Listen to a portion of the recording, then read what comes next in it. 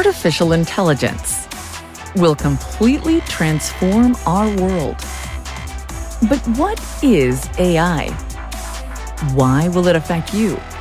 And how can you and your business survive and thrive through the AI revolution? Welcome to AI and You. Here is your host, author, speaker, and futurist, Peter Scott. Hello and welcome to episode 266. I'm talking with Kate Hayles, Distinguished Research Professor at UCLA and the James B. Duke Professor Emerita from Duke University. Her research focuses on the relationships of literature, science, and technology, and her books include Postprint, Books and Becoming Computational, and Unthought, The Power of the Cognitive Non-Conscious, and How We Think, Digital Media and Contemporary Technogenesis. She has fellowships from the National Endowment for the Humanities, the Guggenheim, a Rockefeller Residential Fellowship at Bellagio, and 2 University of California Presidential Research Fellowships, and she is a member of the American Academy of Arts and Sciences. We are focusing on her new book, Bacteria to AI, Human Futures with Our Non-Human Symbionts, where she lays out a new theory of mind, what she calls an integrated cognitive framework, that includes the meaning-making practices of life forms from bacteria to plants, animals, humans, and some forms of artificial intelligence. Last week, we talked about the relationship between cognition and consciousness and between cognition and computation, our dependency and codependency on technology, and a really novel way of thinking about whether AI is thinking or feeling, explaining concepts like anthropocentrism and technosymbiosis. This week, we're going to talk about where meaning resides, for instance, in poetry and literature, and how students' attention span has changed and shortened as a result of multitasking or multiple information streams, and how educational models need to change. Also, how our cognitive symbiosis with AI might evolve, and markers of whether AI has consciousness, sentience, or deserves any individual rights. So let's get back into the interview with Kate Hayles. To take a counterpoint there, let's do a thought experiment here and look at, for instance, Google. So if you Google for poem, it will come up with a list of links to sites with poems on. Imagine that the population of sites and poems is much, much larger than it really is and encompasses many billions of poems that no one person could possibly ever read or be familiar with. In fact, you might almost say that it encompasses every possible poem there. But Google is simply finding the one that most matches what you were looking for, or picking one with some degree of randomness among those. You would not ascribe that some level of consciousness. It's simply choosing something with some degree of randomness. To what extent does that scenario differ from what it's done here, which is to put words together in a sequence that evokes, does it not, our anthropomorphism, the way in which we look at a teddy bear and go, even though it's just a mass of stuffing, is this saying more about us than it is about the large language model? Well, I do think that this kind of argument, which is that the meaning that we think we see in something like that poem is a projection, and only a projection, I find that argument to be increasingly less credible the more that I work with AI. And a fact that is not emphasized enough, I believe, is that these AIs not only have billions of data points, but they correlate those data points. And from those correlations, they draw inferences. So it is a form of analogical reasoning. It's not logical reasoning. It's more like what C.S. Peirce described as abduction, best guess hypothesis. And a lot of recent research has shown that that's also how they solve math problems, not in the way that we were taught in grade school with the rules of math, addition, subtraction, and so on and so forth. No, they form it through a heuristic kind of reasoning that amounts to a best guess. So, best guess reasoning has a lot of advantages. It's fast. In the majority of situations, it works just fine. When you get into really difficult, complex problems, it can fail completely. And that's true of AIs. AIs can fail completely, even with simple tasks, because they don't have embodied experience in the world to flesh out what they know through the texts that they've read. So they have many, many failings, but that they draw inferences from their correlations, I think, is unmistakable. And from those inferences, they can discern patterns, and from those patterns, they can make sense. So the sense that they make is not strictly logical. It is very different from the kind of sense that a rigorous scientific experiment would make. But nevertheless, it is sense making that has a lot of analogs in human communication. Humans often rely on abductive reasoning, not deductive or inferential reasoning, but abductive reasoning, best guess hypothesis. And we call that common sense. Common sense is best guess hypothesis. Seat of the pants reasoning, it works most of the time. It won't work all the time, and it never works in situations that require really rigorous inquiry. If I try and pretend to be a philosopher for a moment, I have absolutely no experience or training in that whatsoever. It seems to me that information, arguments on paper or in a computer don't have or make sense by themselves. That sense is a function in our minds, something that happens there. And if as a result of being exposed to some argument from the outside, no matter what produced it, we then make sense that we didn't have before, then we could say that that argument, that information has made a difference relevant to that. And sometimes that can be something like people get from tarot cards. It doesn't have to be something deeply complex, but the more something enables us to do that, the more we could say that it helps us make sense of the world. Do you think that's a useful analogy here, or is that one you want to push on? Well, this is a very, very familiar problem in literary studies. So you're in a first year college literature class, and you're trying to teach the students to do close reading. And invariably, some of the students will say, well, how do you make that out of the text? Because the text doesn't say that explicitly.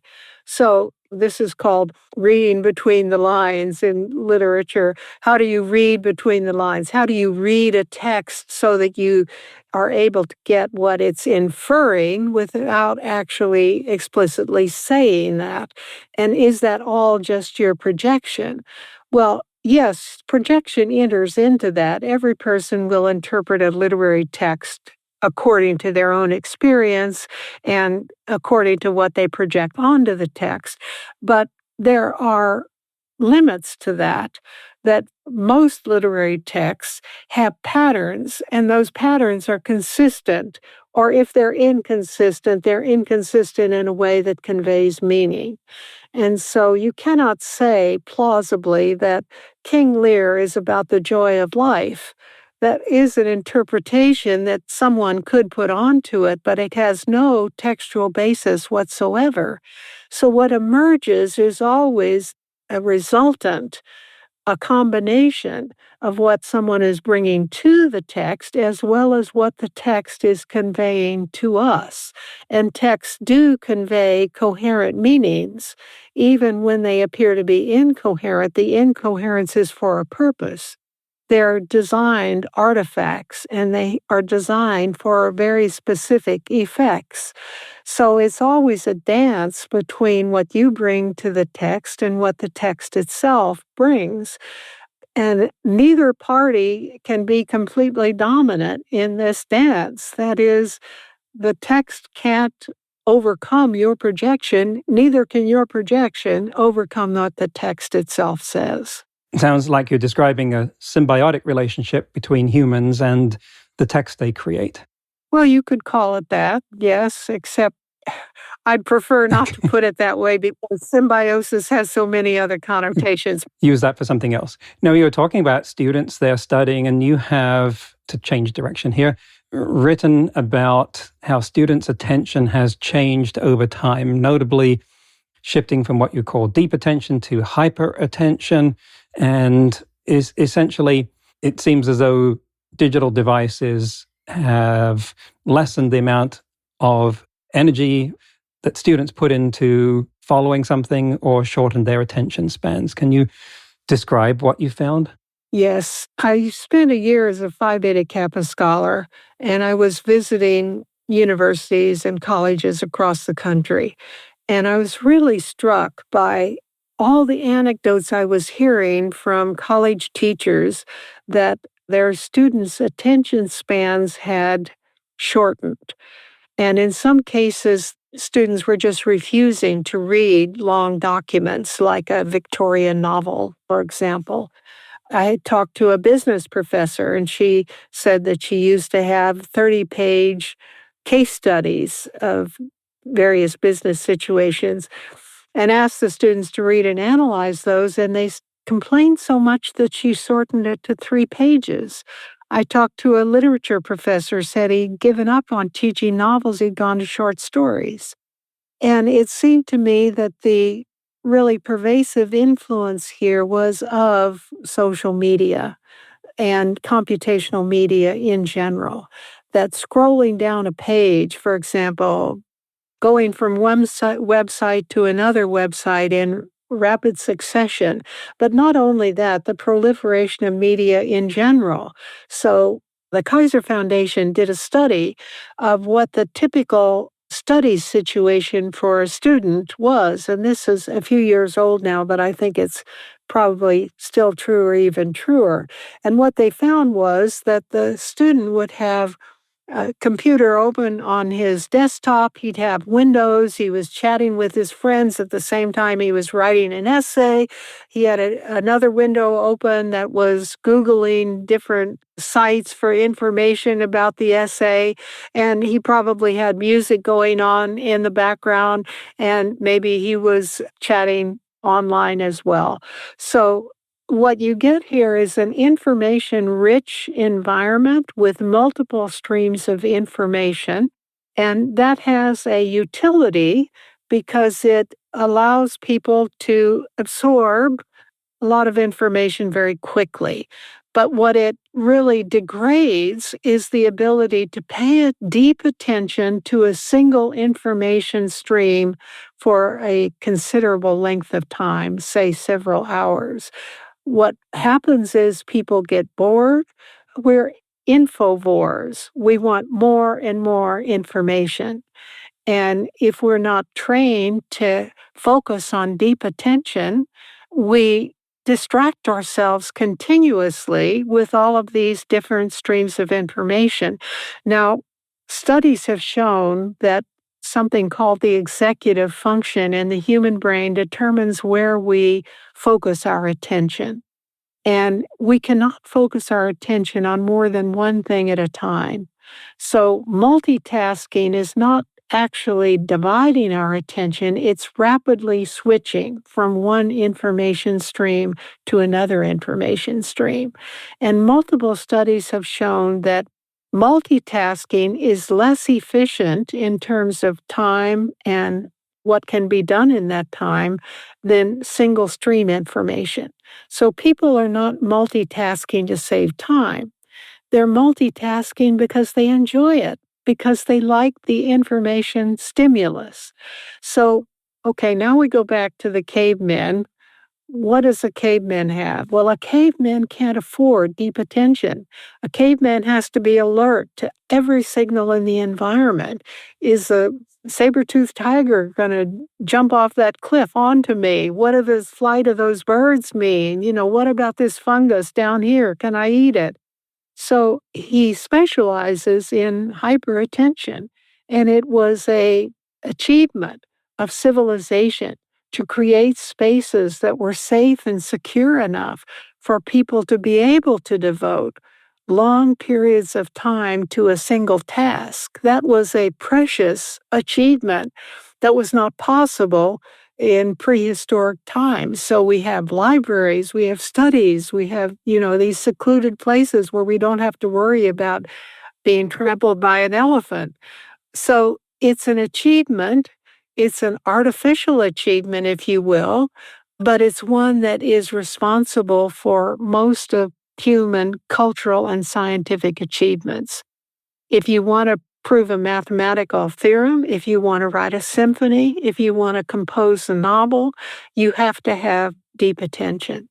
So we can't afford to lose it as we go into more and more intense information streams. I'm going to see if I can convince my local library to put a sign outside that says no elephants allowed. I want to explore this from an evolutionary direction because I can't take and don't want to take issue with any of the things you've said about the negative direction of this. Digital media is kind of like the high fructose corn syrup of information. We never used to be exposed to enough to get pathological effects from it, but now there is so much of it that our hunger for it causes us to spike our, whatever the equivalent of blood sugar level is. And so all of the things that you've said are true, but I come back to what do we do about it? Because I'm very much focused on education and what do our schools and our teachers do? And although this doesn't answer that question directly, I wonder whether, and this is very much a devil's advocate sort of argument, one could argue that the student's response there is the early stages of, or a form of cognitive offloading. And to put that in a more, or to give some more teeth to that argument, if our future symbiosis with AI depends upon us cognitively offloading some things onto the AI in order to be able to handle what's going on in the world and in order to be able to leverage the benefits of that cognitive extension that AI provides, would we expect that evolution to pass through a stage that looked like what you're seeing now? Well, that's an interesting question because my own experience with AIs have been in prolonged exchanges that I would characterize as deep attention, not as hyper attention. So I'm not quite sure that I follow your analogy here that AI would lead us more into hyperattention. I think what AIs can do for us, well, I taught writing regularly and I'm really passionate about teaching good writing. AI is a great aid to good writing. AI writing itself tends to be rather flat and uninspired, but it's a great stimulus, I think, as a collaborator to human composition, that it can unblock students by providing, for example, a list of things, a list of issues that the student can think about. It can help to order disordered thoughts. It's like, as I said recently in one of my talks, it's like a pencil on steroids, and we should not ever underestimate the power of a pencil because it's an enormous, you can't do mathematics without a pencil. You can't really write an essay without a pencil. So yeah, I think it can help us enormously in terms of expanding our thoughts. I completely agree with your line of your thinking here. I don't myself associate AIs with hyperattention. I tend to associate multiple media streams with hyperattention. So I'm not sure what kind of examples would lead you to associate AIs with hyperattention. That's also a good question. I was mainly trying to explore a new line of thinking that only just occurred to me in the last few minutes that certainly has a lot of different directions to it that could be wild goose chases. But I am focused in general on this question of how does our symbiotic relationship with AI evolve given an increasingly untenable amount of information that we're required to process. Now, here comes AI with the capability of processing that information. So in theory, we can get to a point where it's doing that work for us in the same way that we invented bulldozers and steam shovels to move earth so that we didn't have to do that with spades and shovels. I just don't see how we get there yet. So I'm kind of poking at that process.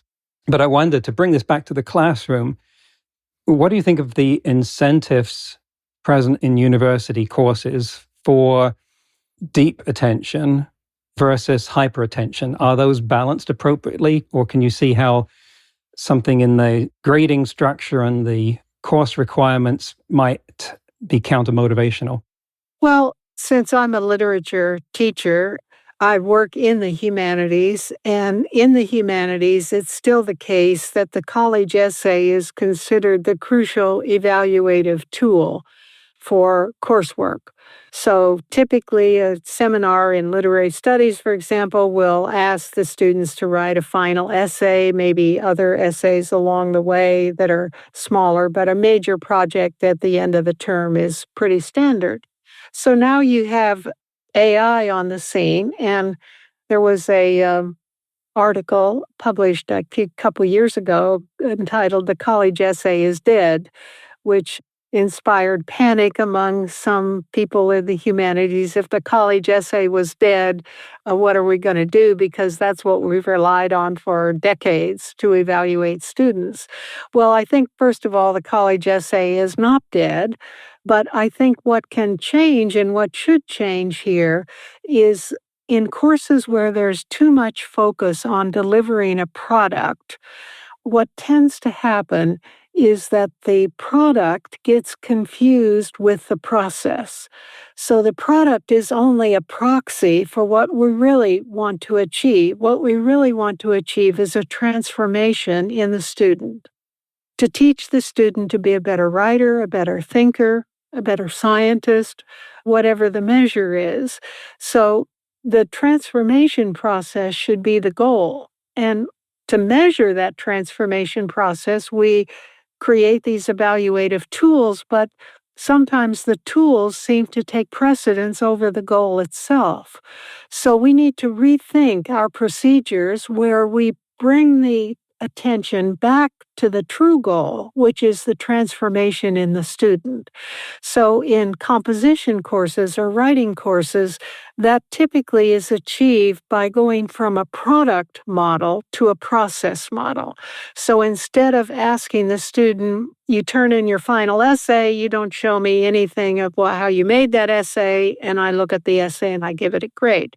Instead of that, you ask the student to compile a portfolio, and that portfolio is evidence of the student's progress step by step by step of how he actually learned to write better or to think better or to analyze text better.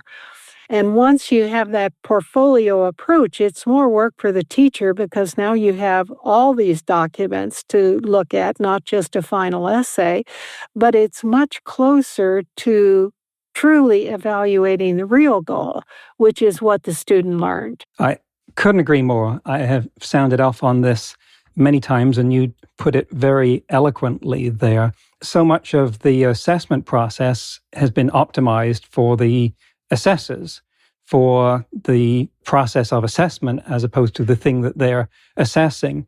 And the essay can still be as useful as it ever was if the student that produces a superlative essay without cheating has achieved and demonstrated the transformation that you so eloquently talked about there. And the fact that AI could equally well do that or produce the appearance of that is not relevant. The only question here is, how do we assess that transformation? Do we still do it with the essay? If so, do we have a way of telling whether the student used AI in a form that denied them that transformation or accelerated it, enhanced it? Yeah, exactly. Right. That's exactly the point. So I think it is futile for college teachers to forbid their students to use AI. First of all, there's no way to reliably check on that. Secondly, it puts the teacher in an antagonistic relationship with the student, almost daring the student to cheat in a way so ingenious that it can't be detected by the Right. teacher. So it sets up a kind of arms race dynamic between the student and the teacher, which is exactly what you don't want to happen. So, what you want to happen is that the teacher is the guide and the mentor who's helping the student develop his or her own abilities. And AI can be a powerful collaborator in this process. The crucial thing is to lay down guidelines that, first of all, are fully transparent. So, academic integrity is non negotiable. It's absolutely crucial to the entire academic enterprise. So, you have to establish guidelines that the students can realistically follow, and most students will want to follow them. Most students are looking for that kind of guidance. They're terrified that they're going to be accused of cheating.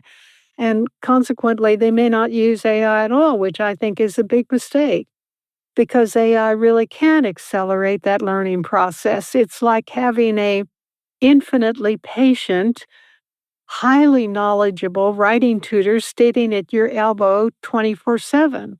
So why not take advantage of that? So the rough guidelines would be something like this if you're talking about a college essay, that the student produces all of the exchanges he had with the AI, he prints them out so you can see exactly what happened. And the student starts with some kind of vague idea. He works with the AI to refine that idea. Maybe the AI helps him develop some subsections to the idea. And then, if this is really important, the student writes the first draft. And then the AI helps him refine that draft. Why insist the student write the first draft? Because that's when the ideas really began to take formal expression. And that should be what the student thinks and the way that the student would say it.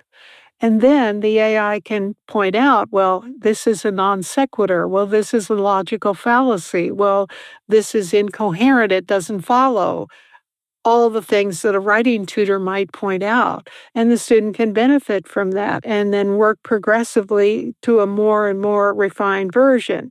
And the student submits that as a portfolio process.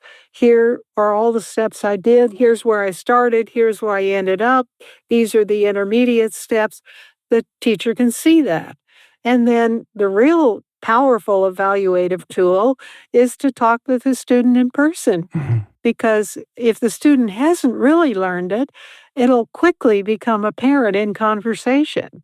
If the student is faking it and can't explain it just without notes sitting there in front of you, in your office, then he hasn't learned it. So there really should be some verbal exchange here as well between the student and the teacher as a kind of final check. Okay, can he really explain this to me? Why does this follow? You sit down with the student, you have a conversation, and then you're able to tell exactly where the student has learned and where he still may need work. I'm applauding here because that was just a beautiful, eloquent manifesto for what needs to happen in education. And I want as many educators as possible to hear that and take it to heart, and especially to integrate it at the level of the institution, because many teachers are individually coming to the realizations that you have, but this has not been expressed and carried over and made visible at the level of the institution or even the department. I want to pivot here towards more expansive themes in our conclusion here. And you've described computational media, and especially AI, as the most important cultural adaptation since the invention of language. And I'd like to ask you to expand on that. And then I'm going to start asking some questions about AI and consciousness. Well, that is a bold claim. And I don't regret making that claim. I would make it now, right now, because I believe it. So I think that AI has the ability to accelerate human progress enormously. At the same time, it carries enormous risks. And I recognize that there are risks as well as these benefits. But I don't see any way in which we're going to turn back from the path that we're on. I know there are voices out there that say we should stop all research into AI immediately, pause it at least for 6 months, maybe for years, until we better understand the risks that we're engaging in. I don't think that's any realistic way that's going to happen, because even if the US or Britain or Europe stop this research, North Korea is not going to stop it, China's not going to stop it, Iran isn't going to stop it. So somebody's going to be doing it. So I don't think it's realistic to say that. I do think that it is possible and also desirable to develop regulatory frameworks that do constrain some of the worst tendencies of AI creation. For example, it is my opinion that all productions of AI should be watermarked or marked in some fashion that indicates to whoever wants to look that they're productions of an AI and not a human. I think that should be a regulatory requirement. So I think it's not fair to people to have deep fakes and other things posing as human productions when they're not human productions. People have a right to know who has authored that material. So I do think there are regulations that can help smooth this path that we're on, but without doubt, AI is going to change everything. It's going to change how scientific research is done. It's already changing how scientific research is done. It's going to change how culture is created and evaluated and disseminated. It's going to change the economic system. It's already changing the economic system. It's having enormous impact, and we're just at the beginning. So I think that the likely future for humans is some forms of hybridization between human and artificial intelligence. I don't want to predict what shape this might take. It's impossible to see the future, but it just, to me, is common sense that hybridizations of various kinds are going to happen, and they're going to be a powerful accelerant for human development. And using some interpretations that you have helped me form here, looking at AI as a new species, which we are coexisting with, it's incumbent on us to understand the nature of that species. And this revolves around questions of things like consciousness, intelligence, and sentience. You mentioned proto-sentience earlier. Sentience might endow its holder with rights in our society, for instance. And then there's consciousness, which it seems very important to us to understand whether something else is conscious. I have said that this needs a larger interpretation than simply the question of whether something is awake or not, because I've said that's only of general interest to anaesthetists and high school teachers. But that if consciousness involves something like an inner dialogue, then AI certainly isn't conscious at the moment because it doesn't even exist between prompts. It's not there. We issue a prompt, it shows up, and then it's gone. So if consciousness is what we call that voice in our heads that's going off all the time, then it can't, or it isn't now. Do you think we will arrive at the point where we all say AI is conscious? I think it's going to require a change in the architecture of AI for that to happen. As you say, it is not now conscious, and the inner dialogue is a good example of why we might not consider it conscious. But its ability to create an inner dialogue is not a theoretical impossibility. It is entirely possible. It would require a different kind of architecture than we have now. But I think it's very likely to happen in the future. I think it's entirely reasonable that it would happen. And if an AI has an inner dialogue, then it has the ability to reflect on its own reflections, which is one form of advanced consciousness. And yes, if AI had those capabilities, I think humans would have to have a very serious conversation about the whole question of rights. Of course, now our views on rights are total chaos. We have not succeeded in establishing a rigorous and consistent idea about rights, either for humans ourselves or for other creatures. So we have laws. You can't just shoot your dog. If you shoot your dog arbitrarily, you could be put in prison for that. Or at the very least, you could receive a fine for that. And yet we butcher cows and sheep and other domestic animals all the time, and they're clearly conscious. So our whole stance toward rights is just one big mess. When AIs achieve consciousness or sentience, then there's going to be even more of a mess. But eventually, as many of our science fiction writers are already predicting, they will be given some form of rights. So that's, I think, a quite likely possibility. Well, I'd like to have you back when that happens to converse more about that, which at this rate will be probably sometime next year. But that brings us to the end of our time. Kate, where would you tell our listeners to go to find out more about your work and your works? And we will, of course, have a link to your latest book in the podcast show notes and transcript. But what else would you like to tell them?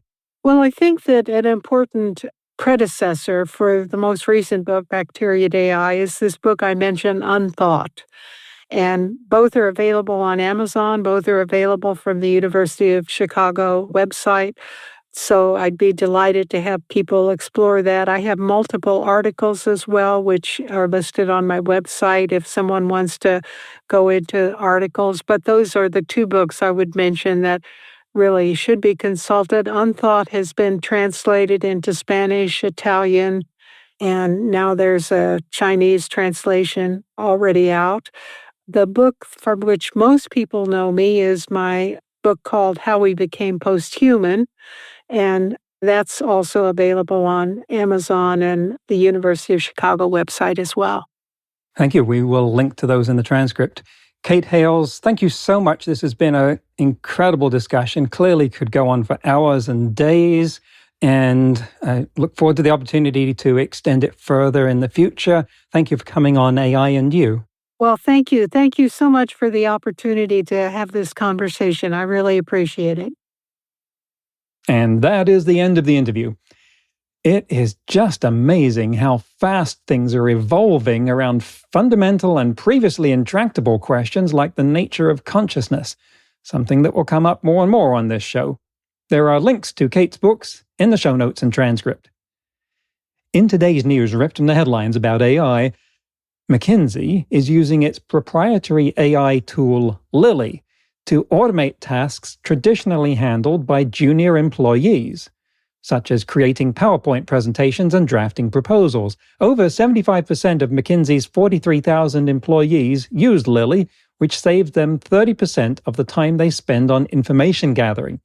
Lily has been trained on McKinsey's proprietary intellectual property and answers over 500,000 prompts every month. McKinsey says they won't hire fewer junior analysts, despite AI advancements like Lily.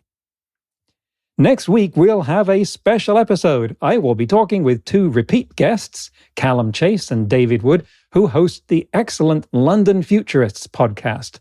And we will be airing a joint episode where we talk about AI safety, decentralization, and agents, among many fascinating topics.